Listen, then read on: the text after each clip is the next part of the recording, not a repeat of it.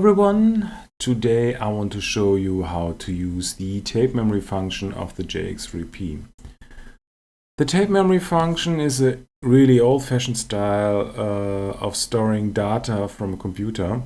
People who grow up in the 80s know what I mean. This works like the first computer modems, which transfer digital data into acoustic signals. It may be old-fashioned, but it's still useful to back up your user sounds or your sequencer data. To storage the audio data, I use the Olympus LS10 audio recorder. I connect the tape memory output with the microphone input of the recorder, adjust the input level to high and set the record level to 7. To adjust this level, the tape memory output sends a permanent test signal. You see here on the audio recorder display. It is very important that you adjust the input level exactly to the highest possible range without overdriving the record. When the record level is too high or too low, the data can't be read by the 3P.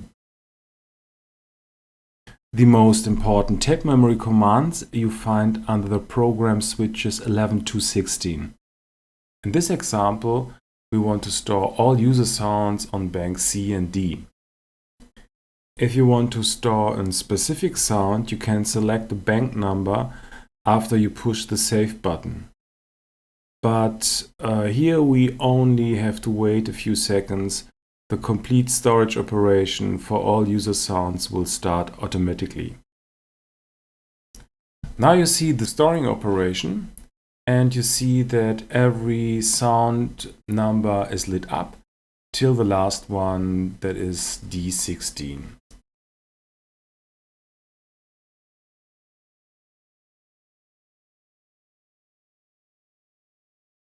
Now the operation is finished and we have to verify the record. To do that, we connect the output of the recorder with the tape memory save input. Push the tape memory button again and now select verify and play back the record. When all data can be read correctly by the 3P, all program LEDs will show the same steps through as the storage operation. Maybe you wonder why you didn't hear any sound data in this operation. As a few people know, or the most people know, these signals are not very comfortable for the ears, so I switched off the monitor function.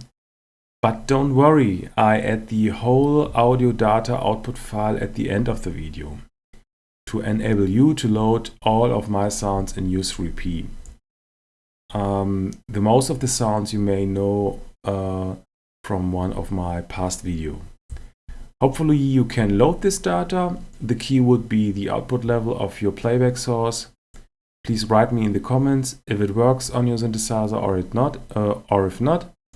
But don't forget to save your own sounds.